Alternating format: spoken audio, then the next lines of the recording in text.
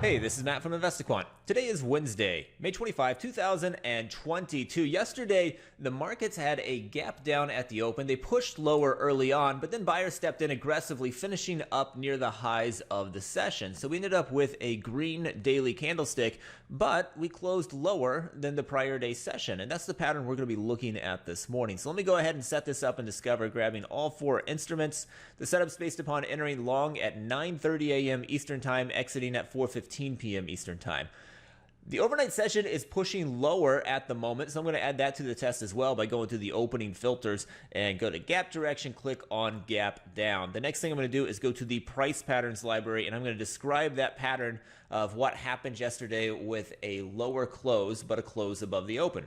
So I'm going to grab that from the active today. The very first option here, lower close, and then just a couple down, close above the open. So green daily candlestick with the close above the open, but the lower close also notated there as well. All right. Lastly, I need to go to the indicators library, put us in a similar market environment. We closed below a 10 and below a 200-day simple moving average. I'm going to grab both of those.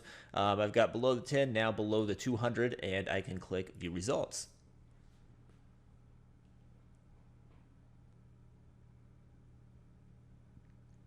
All right, here we go. These are the results based upon entering the market long at 9:30 a.m. Eastern Time, exiting at 4:15 p.m. Eastern Time, when you gapped down and the previous day had a lower daily close, but closed above the open and closed below a 10 and 200-day simple moving average.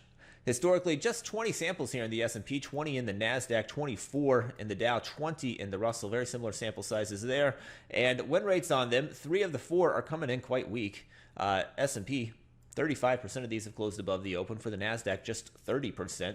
The Dow, 50-50, and Russell, 35%. So win rates weak on average. If we look at the average moves, S&P, larger average moves to the downside.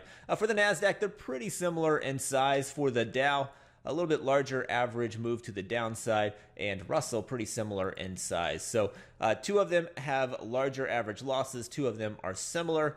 3 of the 4 have weaker win rates. So I would call that a little bit bearish historically speaking. Keep in mind it is a smaller sample size, but they are in agreement. So if you kind of look at it as individual instruments, you got 20, 40, 64, 84 samples here total that are fairly weak overall. Hopefully found that helpful.